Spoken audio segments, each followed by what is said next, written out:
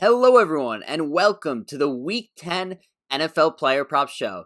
My name is Dylan Bird, here once again on Sal Vetri's YouTube channel. The season is flying by. I cannot believe that we are in double-digit weeks already this season. This happens every single year. The season always seems to fly by. That being said, I'm really excited for the props this week. Went 4-4 last week, which means that I am 15-9 in the last 3 weeks on prop bets. So doing pretty well overall the last few weeks. So looking forward to these props. So just to go over the props from last week, we hit on Stefon Diggs over receptions, Patrick Mahomes over passing yards, Justin Herbert over passing yards, and Damian Harris over rushing yards. We missed on Tyler Lockett over receptions. He went under. Brandon Cooks over receptions. He also went under. James Conner over rushing yards. I'm not really sure what that was. James Conner's over rushing yards against the Cowboys was in the 70s. I picked him to go over, and he got like 20 rushing yards against the Dallas Cowboys defense last week. So that was a complete disaster. And then I picked Sam Darnold on Monday night to go under passing yards. Turns out that he ended up being out, and Joe Flacco played. I would have given you Joe Flacco anyway to go under, and he went what would have been over for his props. So I'll count that as a loss. Even though I picked Sam Darnold, I would have gone with Joe Flacco as well. So 4-4 last week, 15-9 the last 3 weeks. Let's continue to get better and increase that going forward. So just before we get into our props here, just wanted to remind you that you could follow me on Twitter at sports_bird. If you don't already, be sure to smash the like button on this video and be sure to subscribe to this YouTube channel. It really helps me out. It really helps Sal out. In addition, I have my own YouTube channel called Sportsbird. That's a B-U-R-D if you don't know how to spell my last name. And in addition, this is a channel that I just founded earlier this fall. I do my waiver wire picks every single Tuesday and my college football betting picks every single Friday. So there will be another video with college football picks out today for this upcoming weekend, despite the fact that a million college games have been getting canceled left and right for this weekend. Also looking to add a little bit more to that channel. I did do a Masters show instead of the waiver wire show this week. So, big golf week. So just had to get a Masters show in there. I am a huge golf fan. So that was a lot of fun to do for sure. So yeah, like, subscribe, do everything I just said. And just a reminder that all the player props that we are talking about today are from Monkey Knife Fight, the sponsor of the Week 10 NFL Player Props Show. You can go onto Monkey Knife Fight and they'll match your deposit 100% up to $50 with the promo code VETRI, VETRI. If you love prop betting, Monkey Knife Fight is a great place to take advantage of this great deposit bonus. Now let's get started. The first player prop that we are going to talk about today is Terry McLaurin's reception prop, which is at over/under 5.5. So the Washington football team, they come in with a 36% pass blocking advantage this week. That's actually tied for the highest in the NFL in Week 10. Now, in addition, Terry McLaurin also comes in with a 47% matchup advantage against Desmond Trufant, corner of the Detroit Lions. That's the highest in the NFL this week, that matchup advantage, according to Pro Football Focus. In addition, the Lions are horrific against the pass. They rank 30th in coverage, according to Pro Football Focus. They also allow a ton of passing yards each week to their opponent. Now, Alex Smith will be the starting quarterback this week, as Kyle Allen did get hurt with that dislocated ankle last week against the Giants. That was a pretty brutal injury to watch, but now Alex Smith is in at quarterback. Absolutely great story, by the way. I'm very happy that Alex Smith is recovered and playing football again. Truly incredible that was able to happen. But that being said, Alex Smith and Terry McLaurin gelled really well last week. McLaurin had 7 receptions for 115 yards and a touchdown against the Giants.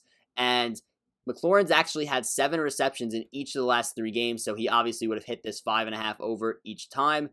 I like McLaurin to go over 5.5 receptions in this game. I just think the matchup is pretty easy for him, and it seems like Alex Smith really got things together last week, was passing very well, threw for over 300 yards, whereas earlier in the season when he had to jump in a game, it looked like he was struggling a bit in his first game back. Now he seems to be settled in, playing well, so Terry McLaurin over 5.5 receptions in this game. So for our second and third player props this week, we're doing something a little bit different. Haven't done it yet since I started this player prop show. We're taking 2 player props for the same player, and that is Davante Adams Davante Adams reception prop, which is at 6.5, and then Davante Adams receiving yards prop, which is at 88.5 against the Jacksonville Jaguars. So I'm doing both of these props. Haven't done two props in a single week for a single player yet this season, but let's talk about what we're going to do here.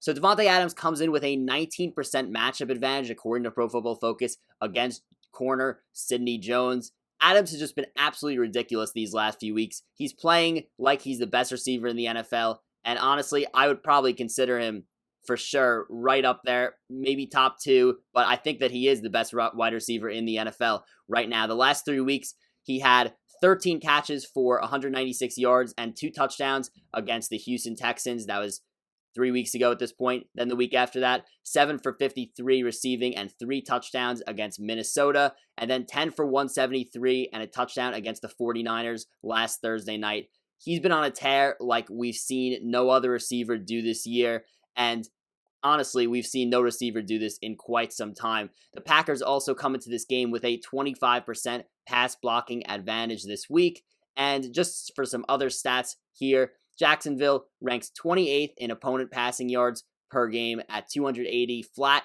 Also, Jaguars rank 28th in coverage according to Pro Football Focus. So I'm here to say hammer, hammer, hammer Davante Adams overs, both over 6.5 receptions and over 88.5 receiving yards in this game against the Jacksonville Jaguars. I think he'll hit these pretty easily. Now, my only concern were to be if this was a blowout early and the Packers just stop passing, but I don't think that'll be the case. I think Jacksonville will kind of stay competitive in this game. They will probably lose by around 10, but I think they'll stay competitive enough where the Packers will throw enough where Adams easily hits both of these player props. And our fourth player prop that we're going to talk about today, we are sticking in this Green Bay-Jacksonville game, and we're going to talk about DJ Chark's receiving yards prop at 64.5.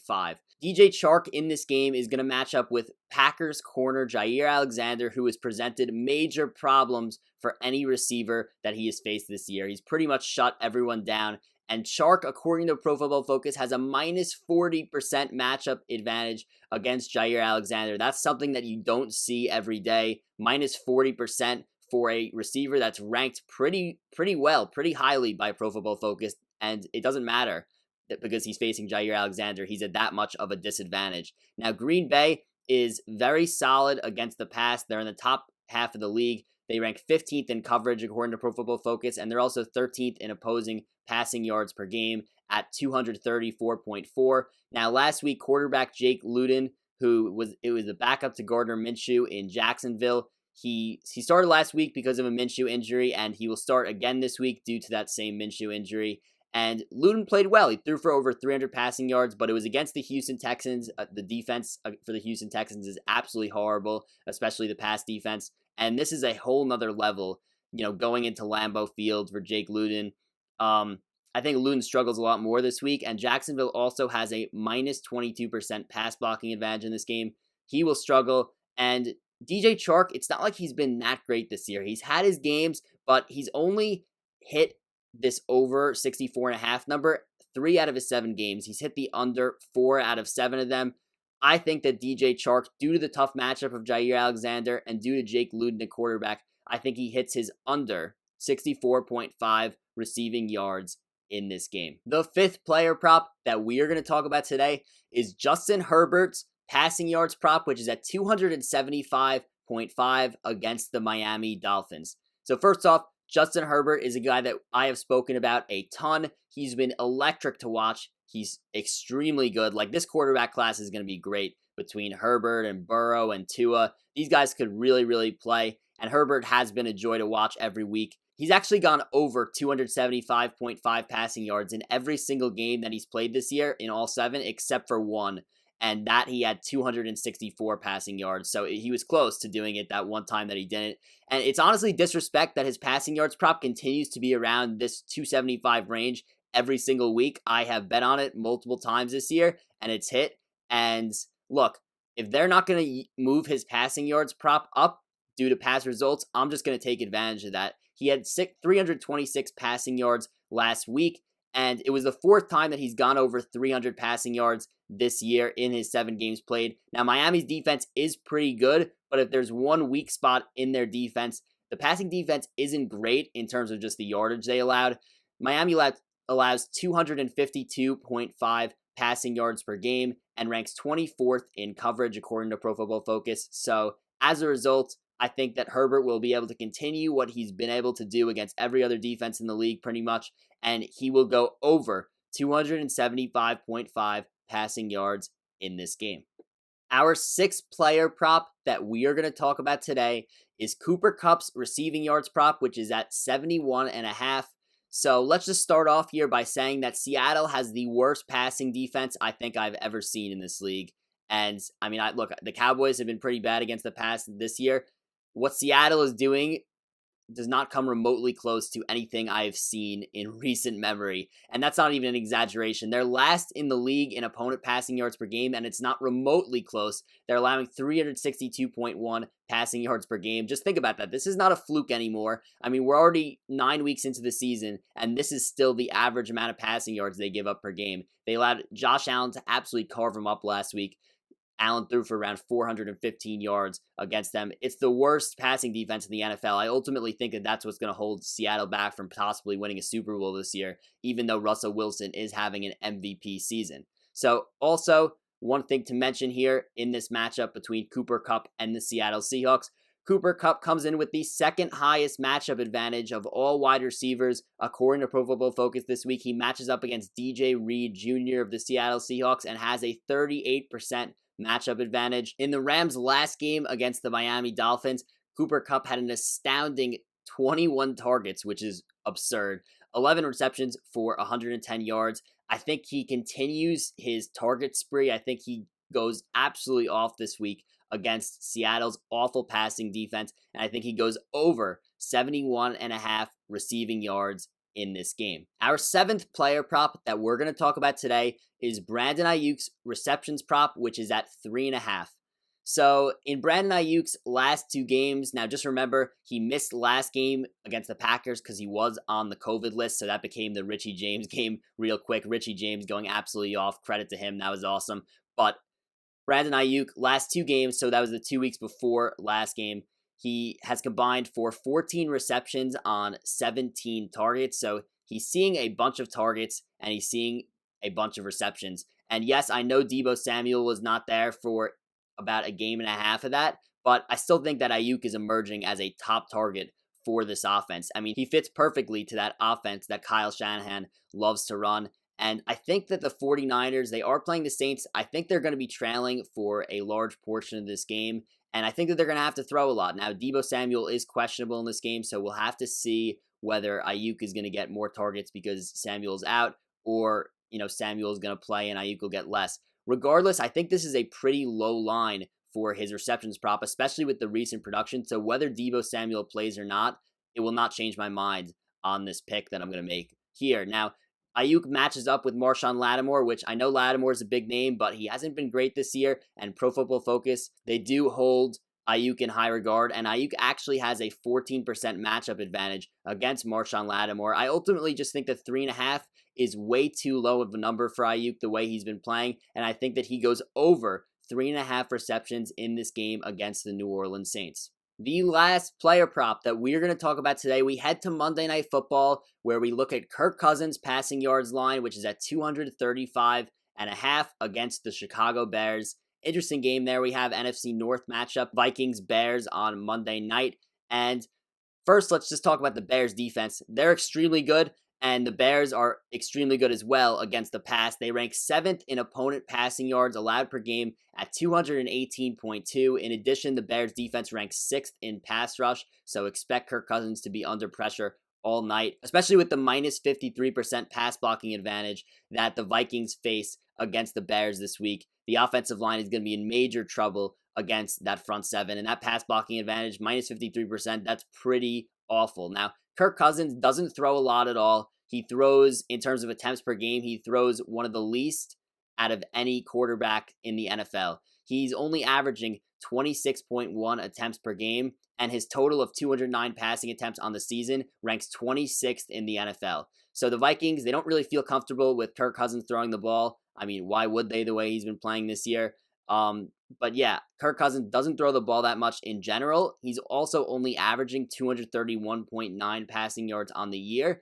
And if we're looking at a Bears defense that's only allowing 218.2 passing yards per game. I mean, just look at the amount of yards that opposing quarterbacks have put up against the Bears. We had last week, Ryan Tannehill only had 158 against the Bears. The week before, Breeze had 280. The week before, Goff had 220. The week before, Bridgewater had 216. And the week before, Brady had 253. So even, quarterbacks like Brady and Breeze, they're only getting mid to high 200s against the Bears. And also that game with the Saints for Breeze went into overtime. So his yardage was a bit inflated in that game. Look, I just don't think there's any way that Kirk Cousins gets to 235.5 passing yards, especially with him just not throwing a lot. The Vikings have just been running the ball with Dalvin Cook and every single game, and that's how they've been winning football games. They have not been relying on Kirk Cousins. He doesn't throw the ball that much, and it's an extremely tough matchup against the Bears. So I think Kirk Cousins goes under 235.5 passing yards in this game on Monday night. And that's a wrap for this week's NFL Player Props show. There were a few more player props that I considered adding, but the lines aren't available yet. I have some kind of ideas of stuff I want to do, specifically in the Cardinals-Bills game, but the props were not available yet on Monkey Knife Fight. So be sure to be following me on Twitter at sports_bird, and I will be possibly releasing some picks prior to the games at 1 o'clock on Sunday, also possibly prior to the 4 o'clock games, and possibly prior to the Sunday night game and the Monday night game. Anytime I want to add props, I will tweet it out, so be sure to be following me there. And just a reminder to smash the like button if you haven't already. Be sure to subscribe to this channel. It really helps me out. It really helps Sal out. And be sure to subscribe to my YouTube channel, Sportsbird. The link is below in the description to that, so be sure to do that as well. Goodbye, everyone, and good luck with your prop bets this week.